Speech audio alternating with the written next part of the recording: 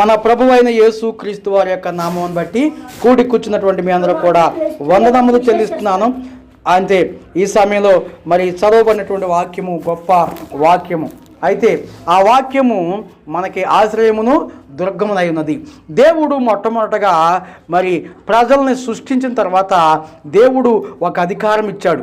ఏం అధికారం ఇచ్చాడంటే మరి సృష్టి అంతా చేసిన తర్వాత భూమి మీద మొట్టమొదటగా దేవుడు ఆది కాండములో మరి అవ్వని ఆదామును చేసి మరి వారికి ఈ భూమిని ఏలుడి అనే మాట చెప్పి ఉన్నాడు. ఈ భూమిని ఏలుడి అనే మాటని చెప్పి ఉన్నాడు. అయితే ఆ మాటని చూడండి, ఆదికాండం మొట్టమొదటి అధ్యాయంలో ఆ మాట మనకు తెలియజేస్తుంది. ఈ భూమిని నిండించి ఏలుడి అని దేవుడు మనుషునికి అప్పగించి ఉన్నాడు. అయితే మనుషుడు ఆ యొక్క అధికారమును కొంతకాలం మాత్రమే నిలబెట్టుకుని ఉన్నాడు. అయితే ఆ మనుషుడు ఆ యొక్క దేవుడిచ్చినటువంటి ఆ గొప్ప అధికారమును ఏం చేశాడంటే మరి కోల్పోయినట్లుగా మనం చూడగలము. చూద్దాము. ఆదికాండము 1వ అధ్యాయము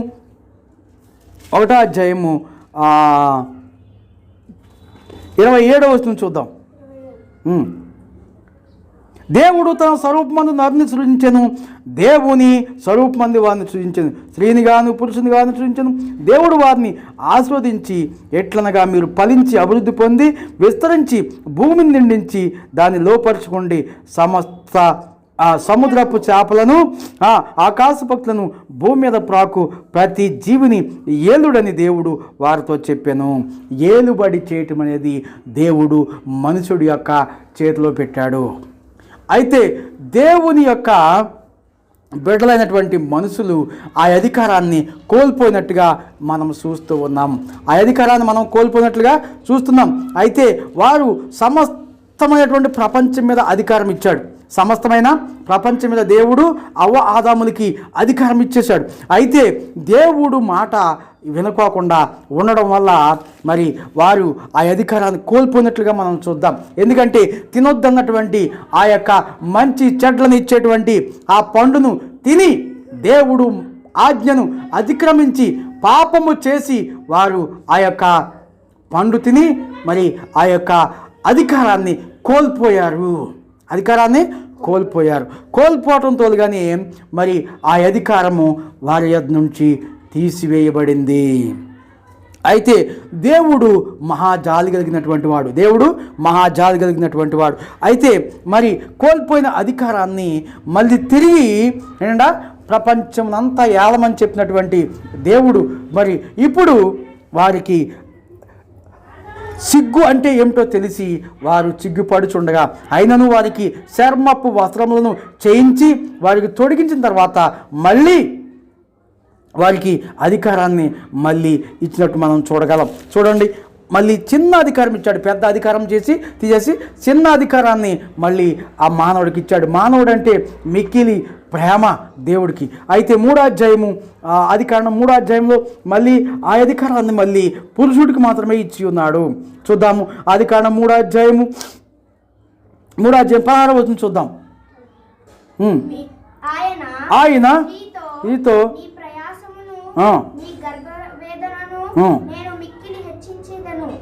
వేదనతో పిల్లలను కందువు, నీ భర్త ఎడల నీకు వాంఛ కలుగును, అతడు నిన్ను ఏలునని చెప్పెను. చాలు ఏంటన్నా, అతడు నిన్ను ఏలునని చెప్పాను. చూడండి, ఇక్కడ కుటుంబం మీద మరి పురుషునికి ఆ పెద్ద ప్రపంచం మీద ఉన్న అధికారాన్ని తీసివేసి ఇప్పుడు ఏమిచ్చాడంట, చిన్న కుటుంబాన్ని ఒక్క మనిషిని ఏలేటువంటి అధికారం మాత్రమే దేవుడు ఇచ్చి ఉన్నాడు. పెద్ద అధికారం కోల్పోయాడు. మరి ఈ అధికారాన్ని నిలబెట్టుకున్నాడా అంటే ఈ అధికారంలో నుంచి మళ్ళీ దేవుడు ఏం చేయాడంట, మళ్ళీ ప్రజలకే అధికారము ఇచ్చినట్లుగా మనం చూడగలం. ఇలాగనే ఈ కుటుంబ వ్యవస్థ అంతా ఉన్నప్పుడు దేవుడు ఆ యొక్క మనుషుడిని కుటుంబ వ్యవస్థ మీద అధికారినిగా ఉంచి ఉన్నాడు. అయితే ఇలాంటి ఈ అధికారాన్ని దేవుడు మనుషులకి ఇచ్చి ఉండగా మరి ఆ అధికారాన్ని మనుషుడు కోల్పోతున్నట్టుగా మనం చూడగలం. అక్కడి నుంచి దేవుడు ఆ మనుషుల దగ్గర నుంచి రాజులుగా ఉండుటకు కూడా దేవుడు వారిని అభిషేకించినట్లుగా మనం చూడగలం. రాజులుగా ఉండుటకు కూడా దేవుడు మనుషుల్ని అభిషేకించినట్లు మనం చూడగలం. 1వ సాముయేలులో మరి అప్పటి వరకు కూడా మరి ప్రవక్తలు, యాజకులు, మరి ఇంకా మరి ఆ దేవుని యొక్క ప్రజల్ని ఏలుబడి చేసేటువంటి వారు. అయితే అక్కడ నుంచి మరి తీసివేసి మరి ప్రవక్తలు, మరి ఆ యొక్క యాజకులు, ఇంకా మరి దేవుని యొక్క ప్రజల్ని, దేవుని యొక్క బిడ్డలుగా ఉంటూ దేవుని యొక్క ప్రజల్ని పరిపాలన చేస్తూ ఉన్నటువంటి సమయంలో మరి ఆ అధికారం తీసివేసి మరి ఇజ్రాయేలు ప్రజలందరూ కూడా మాకు రాజు కావాలి అనేటువంటి మరి కోరినప్పుడు దేవుడు మరి ఆ ఇజ్రాయేలు ప్రజల మీద ఒక రాజుకి అధికారం ఇచ్చి ఉన్నాడు. ఆ అధికారము మరి సక్రమంగా వినియోగించకపోవడం వల్ల మనుషుడైనటువంటి ఆ వ్యక్తి కూడా ఆ అధికారాన్ని నిలబెట్టుకోకపోవడం వల్ల మరి ఆ అధికారాన్ని కూడా కోల్పోయినట్టు మనం చూడగలం. దేవుడు ఎప్పుడు కూడా పరిశుద్ధత కోరుకుంటున్నాడు. దేవుడు ఎప్పుడు కూడా క్లియరెన్స్ కోరుకుంటున్నాడు. గొణుగుడు, చనుగుడు మరి అనేది దేవుడికి ఇష్టం లేదు. దేవుడు ఎప్పుడు క్లియరెన్స్గా ఉండాలి, ఆయనకి పరిశుద్ధంగా ఉండాలి, క్లియర్గా ఉండాలి. దేవుడు మరి ఆ యొక్క అలాంటి వ్యక్తుల్ని దేవుడు అంగీకరిస్తాడు. 1వ సాముయేలు 15వ అధ్యాయంలో మరి ఆ సాముయేలు ప్రవక్త మరి ఆ యొక్క సౌలుని అభిషేకించుటకు ప్రజల మీద రాజుగా ఉండుటకు మరి సౌలుని అభిషేకించినట్లు మనం చూడగలం. మరి అక్కడ ఆ వాక్యాన్ని చూసినప్పుడు 15వ అధ్యాయము మొట్టమొదట ఒకానొక దినమున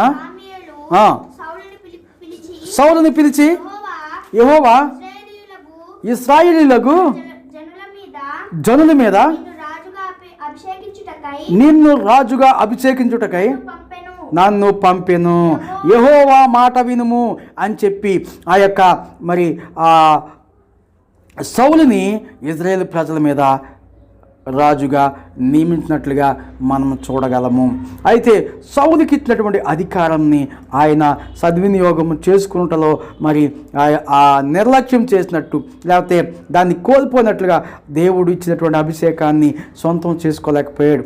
ఎందుకంటే తాను మరి ఆ యొక్క అభిషేకాన్ని కోల్పోయినట్టుగా చూడదు. దేవుడు మాట వినుకోకుండా దేవుడు ఏది చెప్తే అది తప్పకుండా చెయ్యాలి. చేస్తే అప్పుడు దేవుడు వారిని ఇష్టపడతాడు. అయితే దేవుడు ఆ సౌలు రాజుకి ఏం చెప్పాడంటే 14వ వచనంలో, అంతటా సౌలు జనులను పోగు చేసి తలాయిలో వారిని లెక్క పెట్టగా కాలు బలము 2,00,000 మందియు, యోధావారు 10,000 మంది ఉండరు. అప్పుడు సౌలు అమాలేకీల పట్టణంలో ఒకదానికి వచ్చి లోయలో పొంచి ఉండి, ఇజ్రాయేలు ఐగుప్తులో నుండి వచ్చినప్పుడు మీరు వారికి ఉపకారం చేసిరి గనుక అమాలేకీలతో కూడా నేను మిమ్మును నాశనము చేయకుండానట్లు మీరు వారిలోండి బయలుదేరి పొండని కెనానీయులకు వర్తమానము పంపగా. ఇప్పుడు ఎవరిని నాశనం చేయమని చెప్తున్నాడు సౌలుకి? ఎవరంట? అమాలేకీయుల్ని. అమాలేకీయుల్లో ఇజ్రాయేలుకి మేలు చేసినటువంటి వారిని ఉన్నాడు. ఇది చూడండి, ఎవరికి అన్యాయం చేశారు ఇక్కడ? అమాలేకీయులు ఇజ్రాయేలుకి అన్యాయం చేసి ఉన్నారు. అయితే ఇక్కడ అన్యాయము చేసి ఉండగా ఈ యొక్క అమాలేకీయుల్లో కొంతమంది కెనానీయులు కూడా ఉన్నారు. అవునా? కెనానీయులు ఇజ్రాయేలుకి మేలు చేశారు.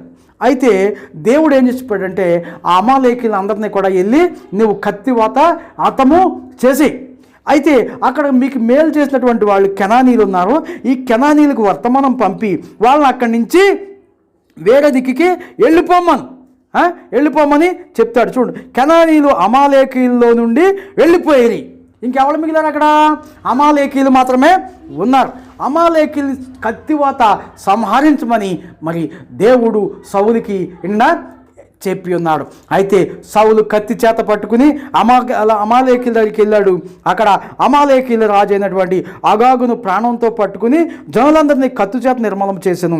సౌలు జనులను కూడి అగాగును గొర్రెలను, ఎడ్లను, క్రొవ్విన గొర్రె పిల్లను మొదలైన వాటిలో మంచి వాటిని నిర్మూలన చేయక కడగా నుంచి పనికిరాని నీచ పశువులన్నిటినీ నిర్మూలన చేసిరి. చూసావా? ఆ యుద్ధంలో ఏం చేశాడంట? మంచి వాటిని, క్రొవ్విన వాటిని పక్కన పెట్టి నీచమైన వాటిని అన్నిటిని కూడా సంహరించి చంపేశాడు. ఎవరు? సౌలు. అయితే వాళ్ళందరినీ చంపేసిన తర్వాత ఆ శపించబడినటువంటి దాంట్లోంచి కొన్ని ఏం చేయకుండా దేన్నైతే అంతం చేయమన్నాడో, దేన్నైతే మరి శుభ్రంగా నాశనం చేసేయమని దేవుడు ఆజ్ఞ ఇచ్చాడో అక్కడికి వెళ్ళి యుద్ధం చేశాడు. అవునా? చేశాడు. అయితే చేసిన తర్వాత అక్కడ ఏం చేయడంట, మంచి వాటిని అన్నిటి కూడా పక్కనే పెట్టాడు. ఇప్పుడు సౌలు అనుకుంటున్నాడు యుద్ధంలో విజయం వచ్చేసింది అనుకుంటున్నాడు. అయితే ఆ రాత్రి దేవుడు ఎవరితో మాట్లాడాడంట? సామ్యేలుతో మాట్లాడాడు. ఎవరితో మాట్లాడాడు? సామ్యేలుతో మాట్లాడి ఉన్నాడు. అప్పుడు యెహోవా వాక్కు సామ్యేలుకు ప్రత్యక్షమై ఇలాగు చదివించెను, సౌలు నన్ను అనుసరింపక వెనుక తీసి నా ఆజ్ఞని గైకొనకపోయింది కనుక అతని రాజుగా నిర్ణయించినందుకు నేను పశ్చాత్తాపడుతున్నానని దేవుడే పశ్చాత్తాపడుతున్నాడంట. ఈ మాటలు ఎవరితో చెప్తున్నారు? దేవుడు సామ్యేలుతో ఆ రాత్రి చొప్పున మందు తెలియజేసిన మాటలు. అప్పుడు సామ్యేలు కోపంతో ఆ రాత్రి కోపోద్రికుడై అందుకు సామ్యేలు కోపావేశుడై రాత్రి అంతా యెహోవాకు ప్రార్థన చేస్తున్నాడు, మొర్ర పెడతా ఉన్నాడు. ఎవరో? సామ్యేలు మొర్ర పెడుతూ ఉన్నాడు. ఉదయమున సామ్యేలు లేచి సౌలుని ఎదుర్కొంటకు పోయి సౌలు కర్మేలుకు వచ్చి అక్కడ జయసూచకమైన శిలను నిలిపి తిరిగి గిల్గాలునకు పోయినన్న సమాచారము వినెను. చూసారా? ఏంటంటే విజయం వచ్చేసింది అనుకుంటున్నాడు సౌలు. విజయం వచ్చేసింది. అందుకని మనం ప్రార్థన చేస్తున్నాం, పాటలు పాడేసుకుంటున్నాం అనుకుంటున్నాం, ఎవడు రాకపోయినా కానీ మన ఇది విజయం వచ్చేస్తుంది అనుకుంటున్నాం. నో. చూసావా? ఏంటంటే ఎవరినైనా తీసుకొచ్చి దేవుడు మనల్ని ఇక్కడికి ఎందుకు పంపించండి? ఇతరులను రక్షించుటకు. వాళ్ళ ఎవరు అనేది మనకు అనవసరం, వాళ్ళు మాట్లాడతారు అనేది మనకు అనవసరం. ఆయన ఇక్కడ పంపించాడు. అందరూ సమానమే. సౌలు ఏం చేశాడంటే అక్కడ ఉన్న వాళ్ళందరూ కూడా దేవుని దృష్టికి పాపాత్ములు, అందరినీ మంచోళ్ళని చెడ్డోళ్ళని అక్కడ ఉన్నట్టు చప్పించబడిన ప్రతి ఒక్కటినే ఏం చేయాలి? సంహరించేమన్నాడు. కానీ సౌలు ఏం చేశాడంటే కొన్ని వాటిని ఉంచేశాడు. అయితే అది ఎవరి దగ్గరికి వచ్చింది? ఆ యొక్క సమాచారము సామ్యేలు దగ్గరికి వచ్చింది. సామ్యేలు కోపావేశుడై ఎక్కడికి వచ్చాడంట? సౌలుని ఎదుర్కొంటకు వచ్చాడు. వచ్చిన తర్వాత అక్కడ చూడండి, అక్కడ సౌలు అనుకుంటున్నాడు నాకు విజయం వచ్చేసింది అని విజయ శిల నిలబెట్టి శిలను నిలిపి తిరిగి గిల్గాలకు పోయిందన్న సమాచారం విన్ను. అయితే తరువాత అతడు సౌలుని యొద్దకు రాగా సౌలు యెహోవా వలన నీకు ఆశీర్వాదము కలుగునుగాక. ఎవరిని అంటున్నాడు? సౌలు అంటున్నాడు సామ్యేలుని. యెహోవా ఆజ్ఞను నేను నెరవేర్చేసాను అంటున్నాడు. అయితే అప్పుడు సామ్యేలు ఏమన్నాడు? 14 వర్షంలోను సామ్యేలు అలాగైతే నాకు వినబడుతున్న గొర్రెల అరుపులను ఎడ్ల రంకిలను ఎక్కడివి అవి అని అడిగాను. మన కోసము చెడ్డగా చెప్పుకునే వాళ్ళందరూ కూడా మరి గొర్రెలు ఆ తర్వాత ఎడ్లు కూడా ఉంటారు. మనం చక్కగా సేవ చేస్తే మన కోసం ఎవరు కూడా చెప్పుకోరు. అలాగనే మనం చక్కగా ప్రవర్తిస్తే మన కోసం ఎవరు కూడా చెడ్డగా మాట్లాడు. అయితే మనం ఏది చేయమంటే దేవుడు అది చెయ్యాలి. అప్పుడు ఏంటని అడుగుతున్నప్పుడు ఆయన అంటాడో, సౌలు అంటాడో, ఏమంటున్నాడో తెలుసా? నాకు అక్కడ మంచిగా ఉన్న వాటిని అన్నీ కూడా 15 వస్తుంది అంటాడు. అందుకు సౌలు అమాలేకీయుల యొద్ద నుండి జనులు వీటిని తీసుకొని వచ్చి నీ దేవుడిని యెహోవాకు బలులర్పించుటకు జనులు గొర్రెల్లోను ఎడ్లలోను మంచి వాటిని ఉండనిచ్చిరంట. చూసారా? అవన్నీ శపించబడియే, కానీ అన్నిటిని సంహరించవలసింది పోయి మంచి వాటిని ఆ శపించబడిన వాటిలోని తీసుకొచ్చి ఒక బలిపీఠం కట్టి ఆ బలిపీఠం మీద వాటికంట సౌలు యొక్క సామ్యేలు యొక్క ఆజ్ఞ లేకుండానే ఈ సౌలు బలర్పించేసినట్లు మనం చూస్తాం. చూసావా? యాజకుడు యొక్క ఆజ్ఞ లేకుండానే ఇప్పుడు కూడా ప్రజలు అదే మాకు మేముగా ప్రార్థన చేసుకుంటాం, మీరేంటి అన్నట్టుగానే ప్రజలు ఉన్నది. యాజకుడు చాలా అవసరము అయ్యున్నది. ఇక్కడ 17వ వచనం చూసినప్పుడు అందుకు సామ్యేలు నీ దృష్టికి నీవు అల్పుడుగా ఉన్నప్పుడు ఇశ్రాయేలుల గోత్రములకు శిరస్సవైతివి. అల్పుడుగా ఉన్నాడు. ఎక్కడున్నాడు? ఎవడో సౌలు అల్పుడుగా ఉన్నాడు. ఎక్కడ? వాళ్ళ జాతిలో వాళ్ళ ప్రజల్లో అల్పుడు అంటే చాలా తక్కువవాడిగా, పేరు లేని వాడిగా, ఏమి కూడా లేనటువంటి వాడిగా ఉన్నాడు. అయితే సౌలు ఎత్తైనటువంటి వాడు, బలమైనటువంటి వాడు, కానీ ఏమి పేరు ప్రఖ్యాతులు ఏమి కూడా ఎవరికి లేవు, సౌలుకి లేవు. నీవు అల్పుడుగా ఉన్నప్పుడు బెన్యామీను గోత్రంలోంచి నేను తీసుకొచ్చి ఈ విధంగా చేశాను. ఏంటంటే నిన్ను శిరస్సుగా చేసి ఎవరికి? ఇజ్రాయేలుకి. యెహోవా నిన్ను రాజుగా చేశాను. యెహోవా నిన్ను ఇజ్రాయేలు మీద రాజుగా అభిషేకించెను. మరియు యెహోవా నిన్ను ఏంటంటే సాగనంపి నీవు పోయి పాపాత్ములైన అమాలేకుని నిర్మూలన చేయము, వారు లయమగు వరకు వారితో యుద్ధం చేయమని సెలవీగా నీవు ఎందుచేత యెహోవా మాట వినక దోపుడు మీద ఎగబడి ఆయన దృష్టికి కీడు చేస్తున్నాను. అందుకు సౌలు ఆ మాట అనవద్దు, నేను యెహోవా మాట విని యెహోవా నన్ను పంపిన మార్గమున పోయి అమాలేకుల రాజున అగాగును తీసుకుని వచ్చింది, కానీ అమాలేకుల నిర్మూలము చేసితిని. అయితే గిల్గాల్లో నీ దేవుడైన యెహోవాకు బలి అర్పించుటకై జనులు సప్పితములగు గొర్రెలలోను ఎడ్లలోను ముఖ్యమైన వాటిని తీసుకుని వచ్చిరని సామ్యూయేలుతో చెప్పాను. అందుకు సామ్యూయేలు తాను సెలవిచ్చిన ఆజ్ఞను ఒకడు గైకొనుట వలన యెహోవా సంతోషించినట్లు ఒకడు దహన బలులను అర్పించుట వలన సంతోషించునా? ఆలోచించుము. బలులు అర్పించుట కంటే ఆజ్ఞను గైకొనుటయు పోటోళ్ళ క్రొవ్వు అర్పించుట కంటే మాట వినుట శ్రేష్టము. తిరుగుబాటు చేయుట సోది చెప్పుట అను పాపముతో సమానము. మూర్ఖతను అగుపరచుట మాయా విగ్రహ గృహ దేవతలను పూజించుతో సమానము. యెహోవా ఆజ్ఞను నీవు విసర్జించితివి కనుక నీవు రాజుగా ఉండకుండా ఆయన నిన్ను విసర్జించునుగాక. చూసావా, దేవుడు ఇచ్చినటువంటి అధికారమును ఏం చేయడంట? సౌలు సద్వినియోగం చేసుకోలేదు. మంచి పనులు చేస్తున్నాం మనం. దేవుడు ఏం కోరుకుంటున్నాడు? క్లియర్గా ఉండాలి. పాపం అనేది దేవుడికి కనపడకూడదు. అర్థమైందా? పరిశుద్ధత కాపాడాలి. పరిశుద్ధత లేకపోతే ప్రళయం వచ్చేద్ది. అక్కడ దేవుడు ఎంత క్లియర్గా చేశాడు. ఇజ్రాయేల్కి హెల్ప్ చేసినటువంటి ఆ యొక్క ఎవరిని అక్కడి నుంచి కూడా తప్పించాడు. ఎవరినాలనే? కెనానీయులను అక్కడి నుంచి తప్పించాడు. కేవలం అక్కడ ఉన్న వాళ్ళు ఎవరో అమాలేకులను సంపూర్ణంగా ఏమన్నా నిర్మూలన చేసేయమన్నాడు. కానీ సౌలు మనుషులు కొంతమంది ఏం చేశారంట? పట్టుకొచ్చారంట అగాగును, మళ్ళీ ఇంకా కొంతమంది ఎడ్లను తీసుకొచ్చే నా మాట వినలేదని తీసుకొచ్చి అర్పించాడు. అందుకే దేవుని మాట వినలేదు. నువ్వు మాట వింటే ఏం చేయమంటే చేసేది. మరి అక్కడ చూడు, క్లియరెన్స్ కోరుకుంటున్నాడు. పాపాత్మైన జనాలు మరి తినుచు త్రాగుచు పెళ్లిళ్ళు చేసుకుంటూ ఇల్లు కట్టుకున్నటువంటి జనాలు ఎవరాలో నోవహు దినాల్లో ఉన్నారు. నోవహు చెప్పినంత చెప్పాడు, అయ్యా ఈ పాపాన్ని వదిలిపెట్టేమన్నాడు, ఈ రోత జీవితాన్ని మానేయమని చెప్పాడు. కానీ వాళ్ళు ఎవరో కూడా మాట వినలేదు. దేవుడికే కోపం వచ్చింది. దేవుడు శుభ్రంగా ప్రజల్ని భూమిని కడిగేసి క్లియర్గా చేశాడు. ఇక్కడ కూడా దేవుడు అదే చెప్తున్నాడు, నువ్వు ఆ పాపాత్మను శుభ్రంగా నిర్మూలన చేసి అని చెప్తే ఇంకా కొన్నాళ్ళు ఏం చేయడు? మిగలనిచ్చాడు. అది ఏమైంది? ఇక్కడే సౌలుకి పతనం ప్రారంభమైంది. దేనికి? తనకి ఇచ్చిన అధికారానికి పతనం ప్రారంభమైంది. చూడు, మన మీద అధికారులైనటువంటి తల్లిదండ్రులైన చెయ్యి అన్నప్పుడు చెయ్యాలంతే. అదెందుకు ఇదెందుకు అని అడగకూడదు. దేవుడు ఆజ్ఞను, అలాగే తండ్రి ఆజ్ఞను, తల్లిదండ్రుల ఆజ్ఞను పిల్లలు చేయమన్నప్పుడు చేయాలంతే. ఇదెందుకు అది ఇలాగా అంతే. ఈ సౌలు ఏం చేయడు? దేవుడికే తినక నేర్పేటట్టు అయిపోయాడు. అవునా?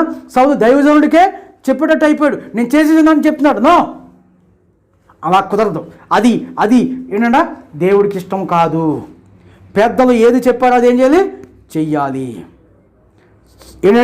సామ్యూయేలు సౌలుకి ఆజ్ఞాపించినట్టు చేశాడా? చేయలేదు. ఇక్కడ పతనం ప్రారంభమైంది.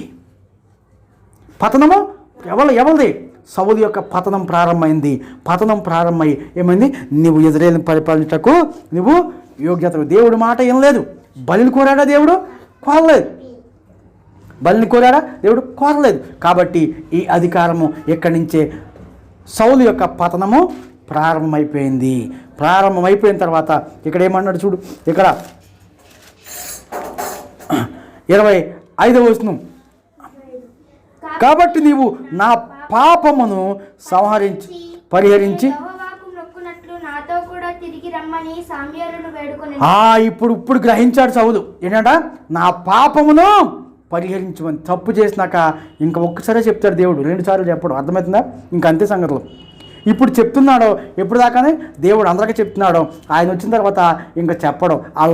ఇన్న వాళ్ళ మాట ఇప్పుడు చెప్తే ఇన్న వాళ్ళందరూ కూడా రక్షించబడి పరలోకంలో చేర్చబడతారు. రక్షించబడిన వాళ్ళు కూడా పాపం చేస్తున్నారు బోడు మంది. దేవుని సంధికి వెళ్ళి వాళ్ళు కూడా బోడు మంది పాపం చేస్తున్నారు. ఇది ఎందుకు అందుకని అడగొద్దు.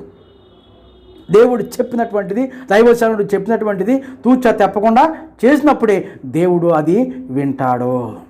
దైవజనుడు అటువంటి నోహోకి ఏం చెప్పాడు? నిన్న మీరు నోహో వెళ్ళి వాళ్ళందరికీ చెప్పమన్నాడు, చెప్పాడు. అవునా? చెప్పిన తర్వాత వినలేదు. అయితే నువ్వే విన్నావు కాబట్టి నువ్వే తయారు చేసుకోవాడా? అంతే. ఆయన ఒక్కడే తయారు చేసుకున్నాడు. ఆయన యొక్క ముగ్గురు కొడుకులు, ముగ్గురు కోడళ్ళు, తన భార్య, మొత్తం 80 వాడలో ఏమనంట ఆ వరద ప్రవాహం నుంచి రక్షించబడ్డారు. మిగిలినటువంటి పాపాత్ములందరూ కూడా ఆ ప్రవాహంలో కొట్టుకుపోయారు. పాపమంతా తుడిచి పెట్టబడింది. అందుకనే ఆ నోవహు ఏంటంటే ఆ మంచి వాటిలో కొన్నాటిని తీసుకుని బలిపీఠం కట్టి ఏంటంటే ఆ ఇంపైన ఏంటంటే బలిని అర్పించి ఆ యొక్క సాంబ్రాన్ని వేసినప్పుడు ఇంపైన సువాసనను యెహోవా ఆగ్రహించాడంట. కాబట్టి క్లియర్గా ఉండాలి, పరిశుద్ధంగా ఉండాలి. ఈ యొక్క చెత్త చెదారము దేవుడికి పనిచేయదు. ఏంటంటే అయితే ఇక్కడ క్లియర్ కోరుకుంటున్నాడు. అప్పుడు ఏమైంది? దేవుడు మాట వినకపోవడం వల్ల సౌలు అధికారం ఏమైంది? కోల్పోయి దేవుడికి ఇష్టమైన ఇంకొక మనిషిని ఏర్పాటు చేసుకుంటున్నాడు. చూడండి, ఇంకొక మనిషిని ఏర్పాటు చేసుకున్నాడు. వెంటనే ఏర్పాటు చేసుకుంటాడు దేవుడు. నీ ప్లేస్లో ఇంకొక మనుషుడు, నాకు ఇష్టమైన మనుషుడు ఉన్నాడు, ఆయన ఏర్పాటు చేసుకుంటాడని ఇక్కడే సౌలుతో మరి సామ్యేలు పలుకుతూ ఉన్నాడు. చూడండి,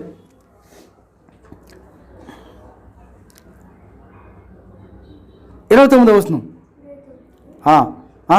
28వ వచనం. అప్పుడు అతనితో ఇట్లా నేను నేడు యెహోవా ఇశ్రాయేలీయుల రాజ్యమును నీ చేతిలో నుండి లాగివేసి నీకంటే ఉత్తముడైన నీ పొరుగువానికి దాన్ని అప్పగించి ఉన్నాడు. అప్పుడే చూసావా? చాలు. నీకంటే ఉత్తముడైన నీ పొరుగువానికి ఇచ్చేస్తాడు.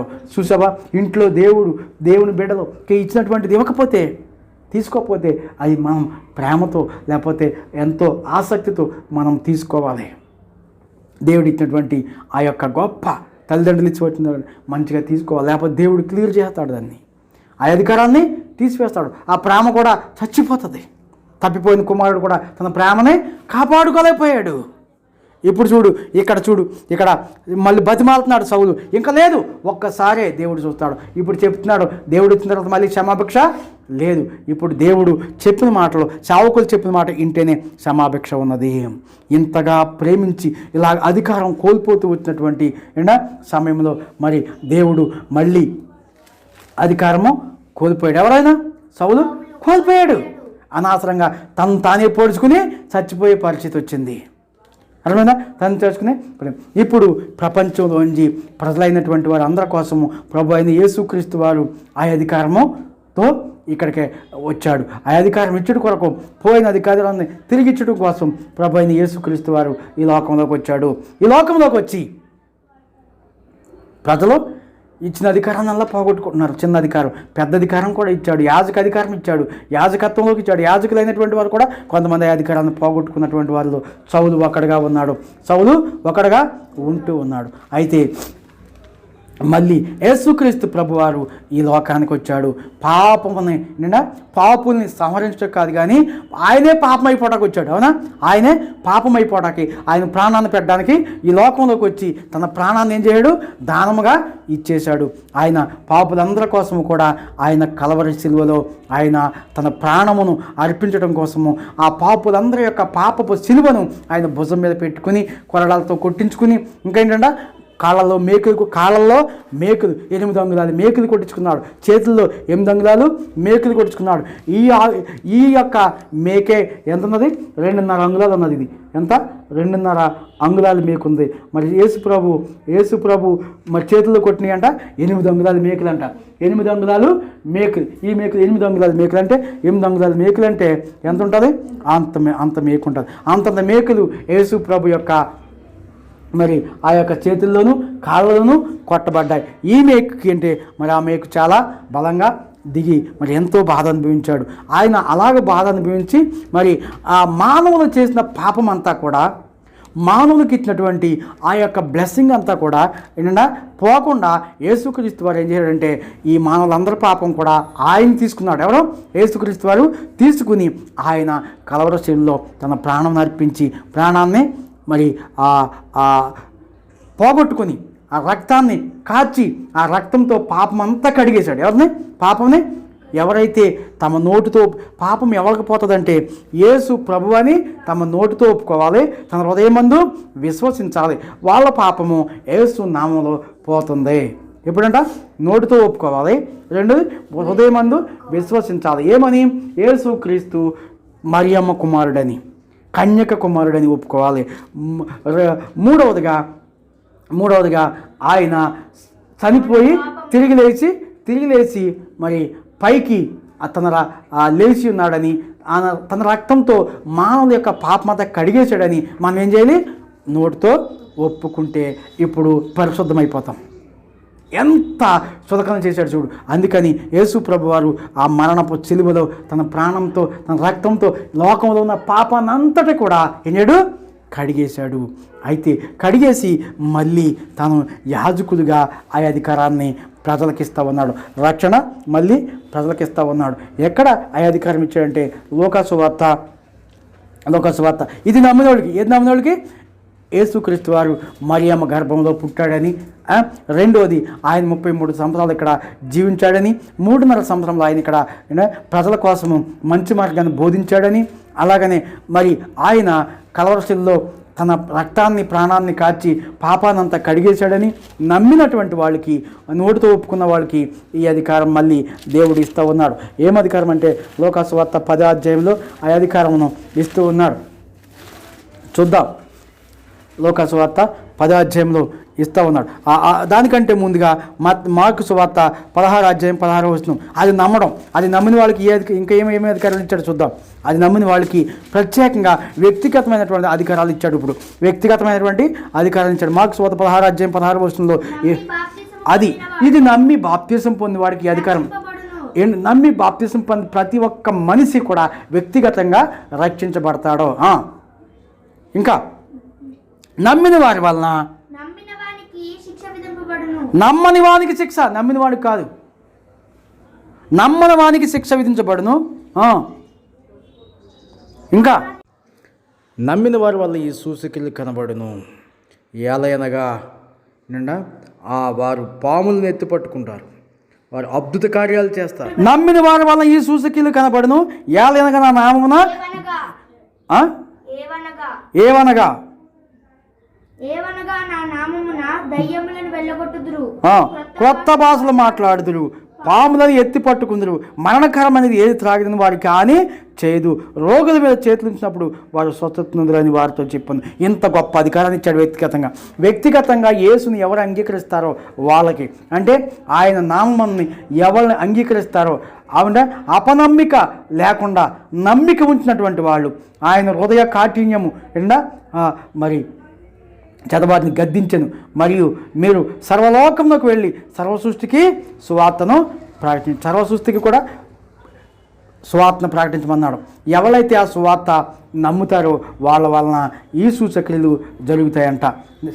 సువార్త అంటే ఏంటి ఉంటుంది కానీ సువార్త అనగా ఏంటి అడుగుతున్నా చూడు. సువార్త అనగా ఏంటి? సువార్త అనగా సృష్టి కోసం చెప్పాలి ముందు, తర్వాత యేసుక్రీస్తు జన్మం గురించి చెప్పాలి, తర్వాత ఆయన మరణ పునరుద్ధానము గురించి చెప్పాలి. ఏందని ఇప్పుడు ఆయన సృష్టి గురించి చెప్పాలి, ఆది కాండంలో ఆయన యొక్క జన్మ గురించి చెప్పాలి, ఆయన మరణము పునరుద్ధానం గురించి చెప్పాలి. ఇది సువార్త. ఈ సువార్త మనం ప్రకటించేటప్పుడు ఈ సువార్త ఎవరైతే నమ్ముతారో వాళ్ళు యేసుకి ప్రియ బిడ్డలుగా స్వీకరించబడతారు. అర్థమైనా? వాళ్ళే ఇది సువార్త చెప్పినాడు. అదే చెప్పాడు శిశువులకి. ఏమని చెప్పాడు అంటే మీరు 15వ వచనంలో ఏమన్నాడు? మీరు సర్వలోకమునకు వెళ్ళి సర్వసృష్టికి సువార్తను ప్రకటించుడి. నమ్మి బాప్తిసము పొందినవాడు ఏమని బాప్తిసం పొందాలి? రక్షించబడతాడు. చాలు, నమ్మి బాప్తిసం పొందినవాడు రక్షించబడతాడు. వాళ్ళకి ఈ అధికారం ఇచ్చాడు. ఏం అధికారము? చాలా అధికారాలు ఇచ్చాడు. ఈ అధికారాలన్నీ మనం చదివాము. ఇప్పుడు ఈ లోకాసువార్తలో కూడా ఇంకా స్పష్టమైన అధికారాన్ని వ్యక్తిగతంగా దేవుడిస్తూ ఉన్నాడు.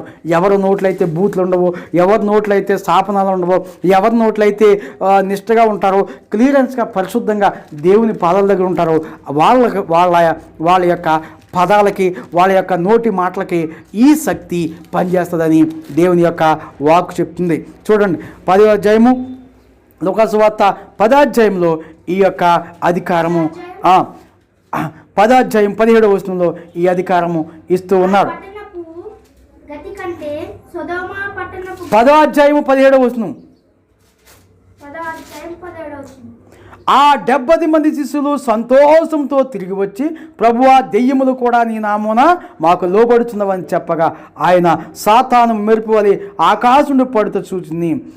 ఇదిగో, పాములను తేళ్లను త్రొక్కుటకును శత్రువు బలవంతటి మీదను మీకు అధికారము అనుగ్రహించున్నాను. దేవుని స్తోత్రం కలుగున్నాను. చూసావా, అనుగ్రహించు. ఈ అధికారాన్ని దేవుడిచ్చాడు. వ్యక్తిగతంగా ఎవరైతే దేవుడిని నమ్మి అంగీకరించి ఆయన సువార్త అంగీకరిస్తారో ఇది ప్రతి ఒక్క వ్యక్తికి దేవుడు ఇచ్చి ఉన్నాడు. దేవుని స్తోత్రం కలుగును గాక. ఈ అధికారాన్ని కాపాడుకోకపోతే, ఈ అధికారాన్ని నిలబెట్టుకోకపోతే మాటకు మాట తిరిగేసి సౌలు వ్యతిరేకించినట్టు, సౌలు ఇలాగా ఏంటంటే బయలు అర్పించడం మాట వినకపోతే అధికారం ఉండదు. అంతే, మాట విన్నోళ్ళకి ఆ అధికారము తీసివేయబడుతుంది. ఎక్కడున్నదా మాట? 1 సాముయేలు 15 ఆ మాట విన్నోళ్ళ యొక్క అధికారం తీసివేయబడుతుంది. మాట విన్నోళ్ళ యొక్క ఆ యొక్క ఆదాము అధికారం కూడా తీసివేయబడింది. అవునా? ఆదాము అయినను చిన్న అధికారం ఇచ్చాడు. నీ భార్య నువ్వు ఏళ్తావని, కుటుంబాన్ని ఏళ్తావని ఇచ్చాడు. అక్కడి నుంచి కూడా మరి రాజుల్ని ఏదేటువంటి అధికారం మళ్ళీ ఇచ్చాడు వ్యక్తిగతంగానే. అది కూడా తీసేశాడు. ఎవరైతే క్రీస్తుని అంగీకరిస్తారో ఆ అధికారము ఎవరికి ఉంటుందంట? వాళ్ళకు ఉంటుంది. క్రీస్తుని మాటల ప్రకారంగా పరిశుద్ధంగా క్లియర్గా ఉండాలి.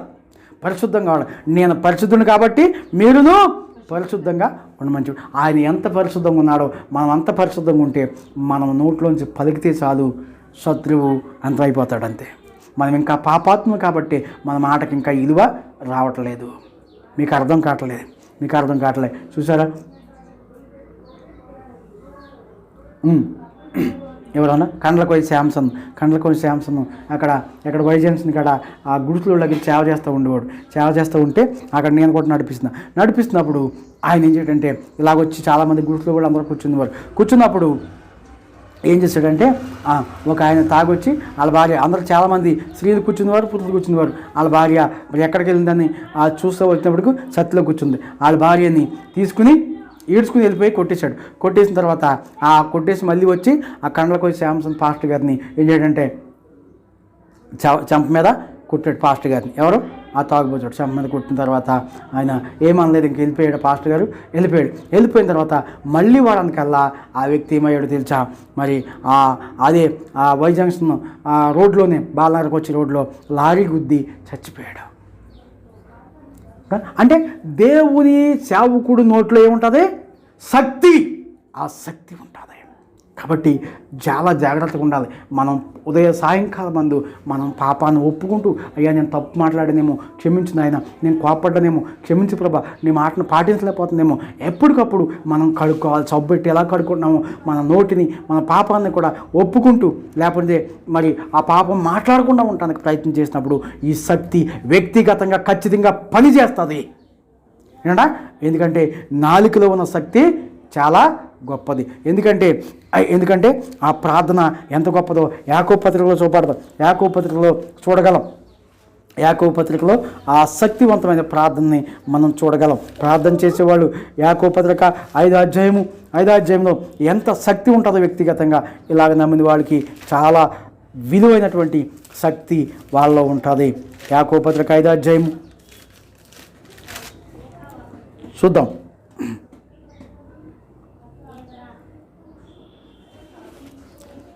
16వ వచనం చూద్దాం.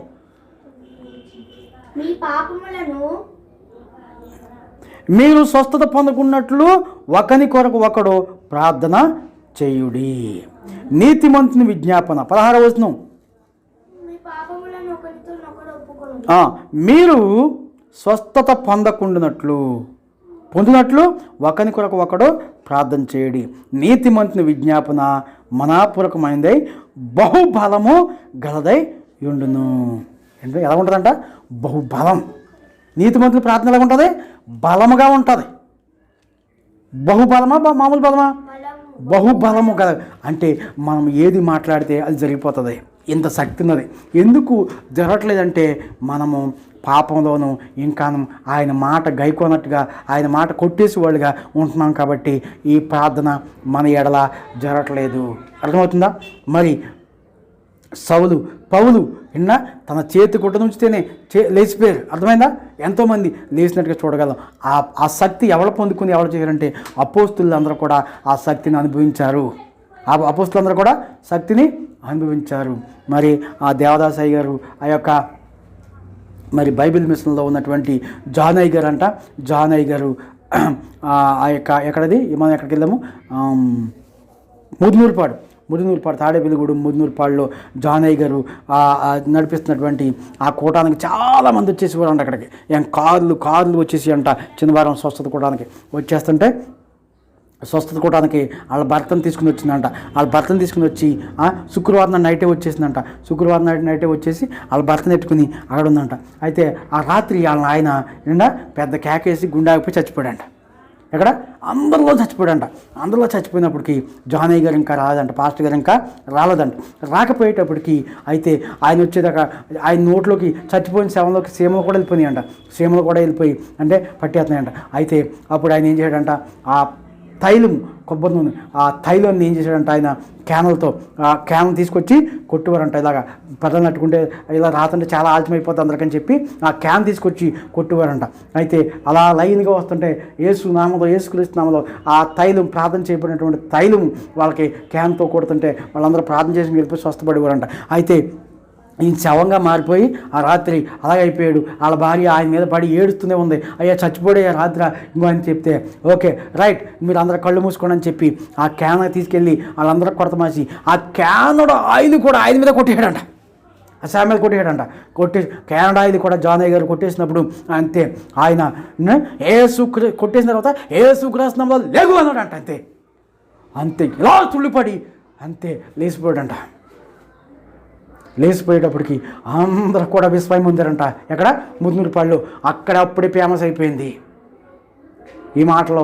అందుకనే ఎవరైనా మనోహర్ గారు వాళ్ళ తండ్రి రాకరావు గారు ఇది చెప్పాడు. అది ఆ అభిషేకం తీసుకున్నాక వెళ్ళక ముందు అక్కడికి వెళ్ళినప్పుడు చెప్పాడు, ఇలా జరిగింది, మేము అందరం కళ్ళగా చూసాం ఇది, కాబట్టి మేము ఆయనకి భయపడతాం. ఆ జానయ్య గారు చనిపోయాడు. చనిపోయిన తర్వాత కొంత అపకీర్తి కలిగింది అక్కడ. కానీ ఆ జానయ్య గారు చాలా ముదినూరుపాడు అంటే స్వస్థ స్థలం అంటే పెద్ద ఫేమస్. అంటే అంత శక్తి. జానయ్య గారు పెండ్లి చేసుకోకుండానే సేవ చేస్తూ ఉన్నాడు. అలాగే అంటే ఎంత చనిపోయిన శవాలను కూడా అంటే నాకంటే గొప్ప కార్యాలు మీరు చేస్తారని ప్రభువైన యేసుక్రీస్తు వారు చెప్పాడు. కాబట్టి మరి ఆయన నమ్మి పరిశుద్ధంగా ఉండి ఆయన పాదాల దగ్గర గడిపి ఆయన ప్రార్థన చేసే వాళ్ళకి ఈ శక్తి తప్పకుండా వాళ్ళలో నుంచి ఆ ప్రభావము ఆ శక్తి తప్పకుండా పనిచేస్తుంది. మనము ఈ విధమైనటువంటి మరి ఆ మాటలు మాట్లాడకుండా యేసుని గురించిన మాట, యేసుని గురించిన ప్రార్థన, యేసుని గురించి స్తుతి, యేసుని గురించి పని ఎవరైతే కలిగి ఉంటారో వాళ్ళలో ఈ శక్తి తప్పకుండా ఈ అధికారము పనిచేస్తుంది. ఆ అధికారాన్ని మనకి వ్యక్తిగతంగా దేవుడు ఇచ్చాడు. దేవుని స్తోత్రం కలుగును గాక. దీన్ని వాడుకున్న ఎడల ఇక్కడ చేసిన ప్రార్థన ఈ ప్రాంత ప్రజలకి రక్షణకరంగా ఉంటుంది. ఆయన అన్నాడు, ఈ శక్తి కలిగి నన్ను అడిగితే కీర్తన గ్రంథము 2వ అధ్యాయము 8వ వచనం చూద్దాం.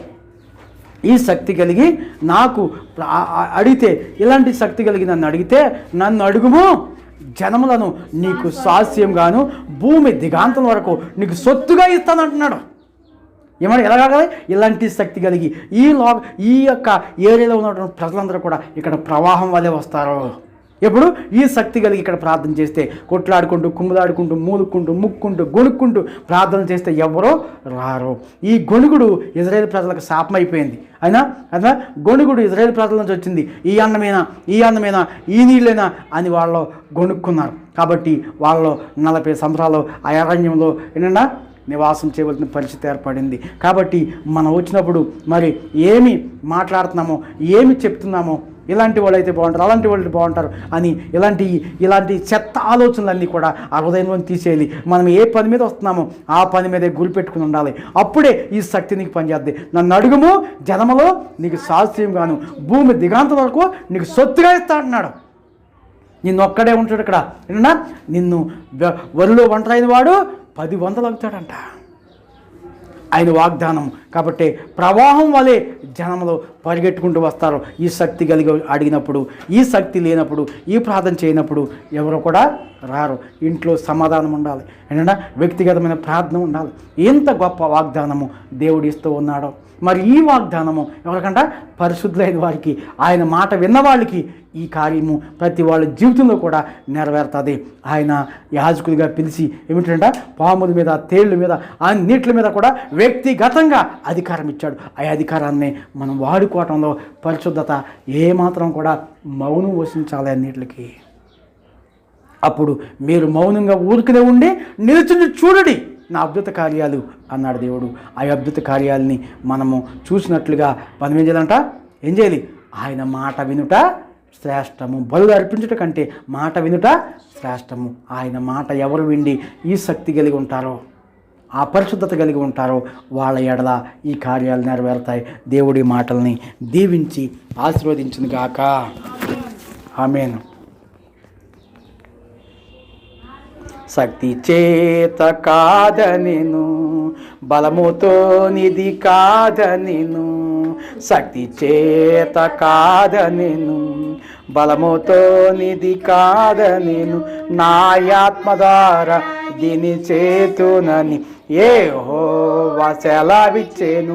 నా ఆత్మ ద్వారా దీని చేతునని యెహోవా సెలవిచ్చెను. ఓ గొప్ప పర్వతమం జెరుబాబెలు నడగింపను. ఓ గొప్ప పర్వతమం జెరుబాబెలు నడగింపను. ఎంత మాత్రపు దానవు నీవనెను, సర్వభూమిగా మారెదవు. ఎంత మాత్రపు దానవు నీవనెను, సర్వభూమిగా మారెదవు. శక్తి చేత కాదనెను, బలముతో నిధి కాదనెను.